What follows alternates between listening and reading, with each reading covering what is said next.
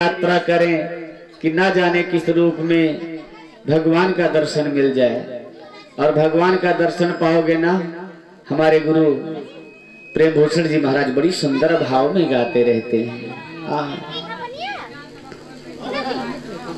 कि निर्मल मन के दर्पण से तू राम का दर्शन पाएगा।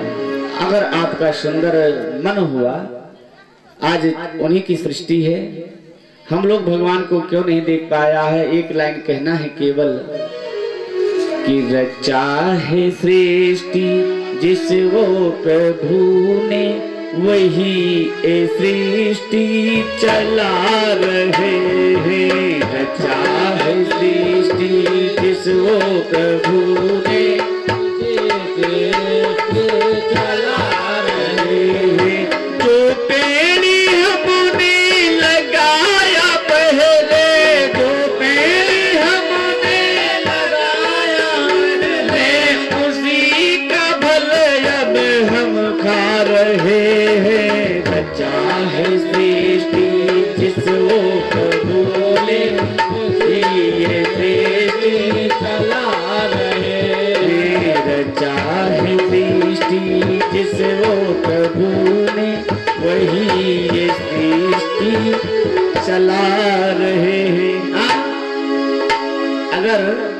अगर आपको भगवान को चाहते हैं तो आप इस बात के अंदर विश्वास रखिए कि अगर कोई घर पर अतिथि आए, उठ करके सम्मान करो, प्रणाम करो, सम्मान करो। अतिथि देवो भव, अतिथि देवता होता है। घर पे आए अगर अतिथि तो उठ करके सम्मान करो। हमारे आराध्य गुरु जो हमारे सदगुरु हैं प्रेम भूषण जी महाराज, उन्होंने बड़ा सुंदर भाव वही दिया है कि निर्मल मन के दर्पण में तू राम का दर्शन पाएगा। अगर मन आपका निर्मल होगा तभी दर्शन मिलेंगे कन्हैया। इसलिए आप अपने मन को बहारें। आइए हम कृष्ण जन्म की तरफ प्रवेश करेंगे। उससे पहले मन और वाणी को पवित्र करें और सभी लोग गाएंगे श्री कृष्ण गोविंद हरे मुरारे, हे नाथ नारायण। श्री कृष्ण गोविंद हरे मुरारे, हे नाथ नारायण वासुदेवा। श्री कृष्ण गोविंद हरे मुरारे, हे नाथ नारायण वासुदेवा। श्री कृष्ण गोविंद हरे मुरारे, हे नाथ नारायण वासुदेवा। हे नाथ नारायण वासुदेवा, हे नाथ नारायण वासुदेवा। नाथ स्वामी सखा हमारे, हे नाथ नारायण वासुदेवा। श्री कृष्ण गोविंद हरे मुरारी, हे नाथ नारायण वासुदेवा। श्री कृष्ण गोविंद हरे मुरारी, हे नाथ नारायण वासुदेवा। श्री कृष्ण गोविंद हरे मुरारी, हे नाथ नारायण वासुदेवा। हे नाथ नारायण वासुदेवा, हे नाथ नारायण वासुदेवा। श्री कृष्ण गोविंद हरे मुरारे, हे नाथ नारायण वासुदेवा। श्री कृष्ण गोविंद हरे मुरारी, हे नाथ नारायण वासुदेवा। नाथ नारायण वासुदेवा। अगर देखिए श्रीमद् भागवत जी में सुखदेव जी ने भगवान राम के जन्म से लेकर पहले से और यहाँ तक के लवकुश और कुश की बेटी हेमा के स्वयंवर आदि पूरी कथाओं का वर्णन उन्होंने किया है। और ये भागवत 365 दिन की कथा है। फिर भी संपूर्ण भागवत की कथा ना कोई सुन सकेगा, ना कोई सुनाने वाला मिलेगा। 8 दिन की कथा होती है, 7 दिन की कथा होती है, तो अब हम लोगों की शरीर जवाब देने लगती है। और 365 दिन कौन बैठ करके कथा सुन पाएगा। 1 साल की कथा है ये भागवत। भागवत 365 अध्याय है, 12 स्कंद है, 18,000 श्लोक में व्याख्या है। और मात्र केवल 4 श्लोक की कथा है। 4 श्लोक से ही 18,000 श्लोक बने हैं।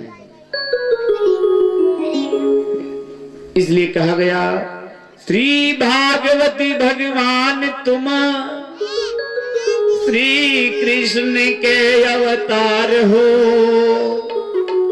श्रुति वेद शास्त्र पुराण तरु के सुखद फल रस सार हो।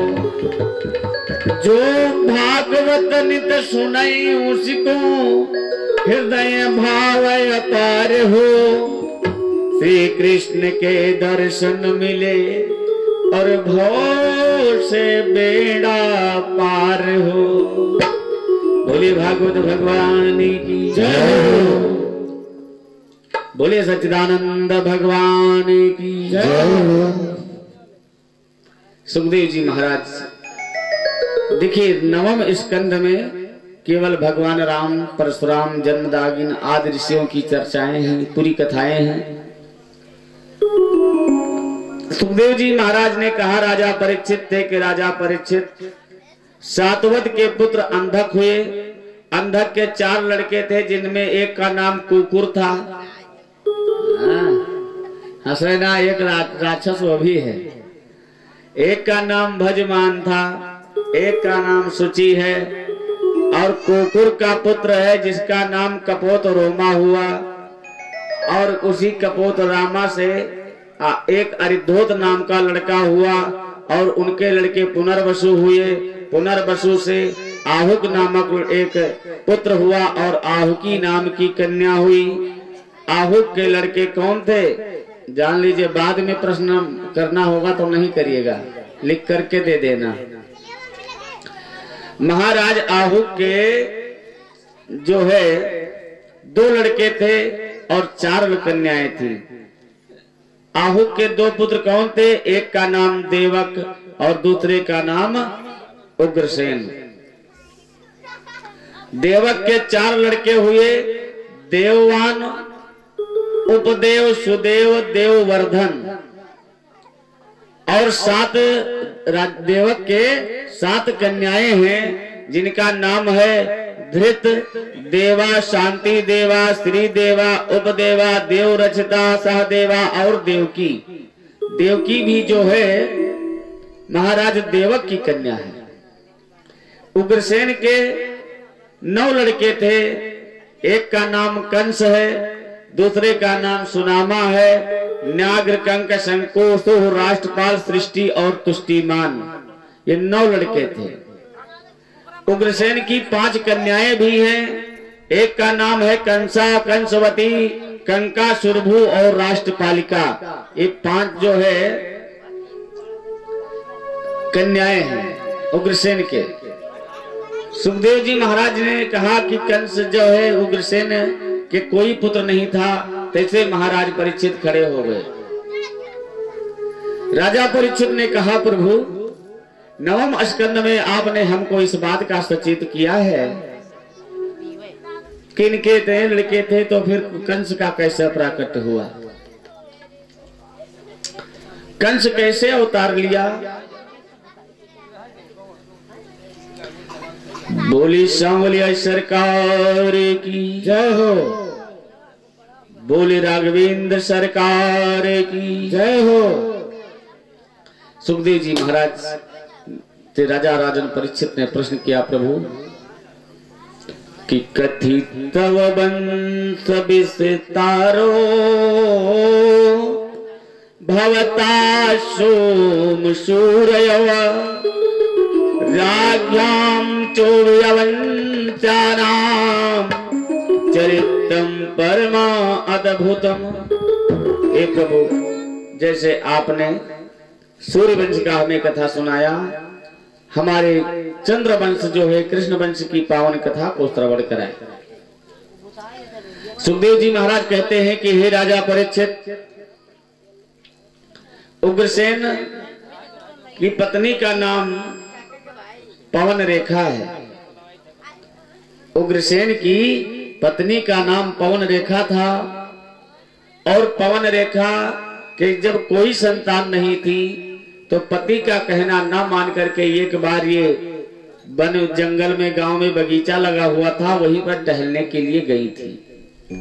अगर देखा जाए तो भैया विवाह के समय ही ये बात बताया जाता है कि जब विवाह हो कि स्त्रियों को पति के अनुपस्थिति में कहीं नहीं जाना चाहिए, चाहे वो यात्रा हो चाहे किसी का घर हो, नहीं जाना चाहिए।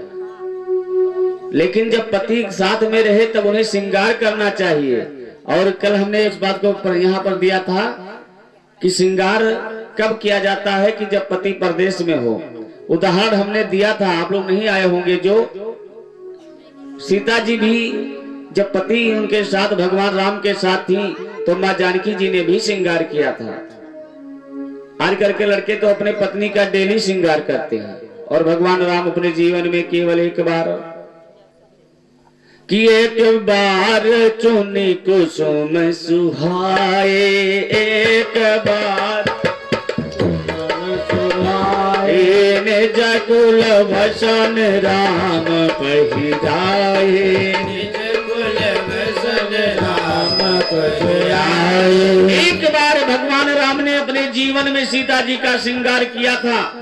कितना बड़ा दुख झेले हैं सीता, आप लोग भी जानते हैं। यहाँ तक के यह गति आ गई कि भगवान ने दिखा भी दिया संसार वालों को कि जो अति श्रृंगार करेगा, अतिशय प्रेम करेगा, उसकी यही दशा होगी। तो यहाँ तक के भगवान को कहना पड़ा, हे खग मृग हे मधुकर श्रेणी, तुम देखी सीता मृग नहीं। आजकल के लड़के तो डेली श्रृंगार करते हैं, तब जानते हैं क्या है उसका भी परिणाम, सुबह से लेकर किच किच, सुबह से शाम तक के परेशान रहते हैं। तो हम कई बार कथा में संदेश दे रहे कि जब आपका पति आपके घर में हो, आपके साथ हो, तब श्रृंगार करें। और वही सीता जी जब लंका में निवास करती हैं तो क्या दशा है आप जानते हैं। सीता जी ने क्या रूप बनाया कि कृष्ण शीश जटा एक बेनी, कृष्ण शीश जटा एक बेनी, जपत हृदय रघुपत गुण श्रेणी, जपत हृदय रघुपत गुण श्रेणी। इसीलिए विवाह करते समय पंडित जी लोग जब विवाह कराते हैं तो बताते होंगे कि विवाह में एक मत से रहना, धर्म में पाप की रक्षा करना, पति का इनका रक्षणा धर्म के लिए प्रेरित करना, अनेक उपाय बताए जाते हैं। विवाह में लिखा भी है, जब देहात में कहते हैं गांव बसत है, गांव बसत का है, गांव उजरत है। गांव बसने की कथा बताते हैं देहातों में, गांव बसत नहीं है, गांव उजर रहा है, जाने रहिएगा। क्योंकि विवाह जो है दुख का अंत नहीं है, सुख का अंत है, और दुख का आगमन हो रहा है। सुख और दुख का अंत तो मृत्यु है, मरने के बाद ही व्यक्ति दुख से मुक्ति मिलता है। बोली सच्चिदानंद भगवान की। पवन रेखा अपने पति का कहना न मानकर गांव के बाहर बगीचा था, वहां पर गई। खूब बढ़िया था, सुंदर सा डेंटिंग पेंटिंग किए हुए। डेंटिंग पेंटिंग करके जब जाती है ना तो दुनिया संसार के लोग जो है, पवन रेखा जब गई तो वहां पर एक दुर्मिलिक नामक राक्षस था। उसने देख करके जो है पवन उग्रसेन का रूप बना करके पवन रेखा के साथ अपना संबंध बनाया, और उसी के द्वारा जो है राक्षस के अंश से गौधुरी की बेला है, और गौधुरी की बेला में दूर दूर तक के जो है पेड़ गिर रहे हैं, उजर रहे हैं। उसी गौधुरी बेला में कंस का जन्म होता है। अगर जान लीजिए कि जिस दिन से माँ के गर्भ में बच्चा आए और उस घर में मंगल कृत होने लगे, तो समझ लीजिए कि वो लड़का भाग्यवान है। और एक चीज जाने रहो, ये कंस इतना बड़ा दुष्ट नहीं था। मात्र 5 साल की अवस्था थी, और 5 साल की ही अवस्था में मगध देश के राजा जरासंध के यहाँ आक्रमण करके उनकी 2 कन्या थी, अस्ति और प्राप्ति, उनका हरण करके गंधर्व विवाह किया था। बहुत बड़ा दुष्ट है। और पाप होने लगा, और जब पाप करने लगा कंस के अत्याचार से सभी पृथ्वी कांपने लगी, और जाकर के पृथ्वी आदि देवता सभी भगवान के पास गए और भगवान श्री हरि से कहने लगे, प्रभु कि यह भी नहीं जग करतार को अवतार लो, यह विनय जग करतारी को अवतार लो, आओ हरण मही भारी को अवतार लो, आओ हरण मही अवतार लो। अनेक प्रकार से जो है बड़ा बहुत नाटक, इतना पाप है, सब देवता चिरौरी कर रहे भगवान से। भगवान कहने लगे कि जाओ तुम सभी ब्रज में गोपी ग्वाल बन करके अपनी लीला करो, और मैं देवकी के गर्भ से आ रहा हूं। अभी आपको हम कथा में एक बात जोड़ेंगे, कथा जहां विश्राम करेंगे, क्योंकि जन्मोत्सव गोकुल में उसके दूसरे दिन हुआ था। हम लोग जन्म विवाह कराएंगे, लावा पड़ेगा, जन्म होगा, सब लावा किसके लिए पड़ता है? विवाह के लिए।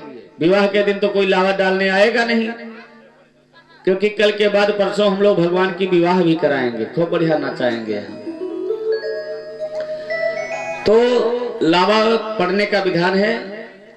आप लोग ज्यादा देखिए बहुत देर से बैठे हैं, हम ले चल रहे हैं आपकी ही समस्या से। हम जानते हैं कि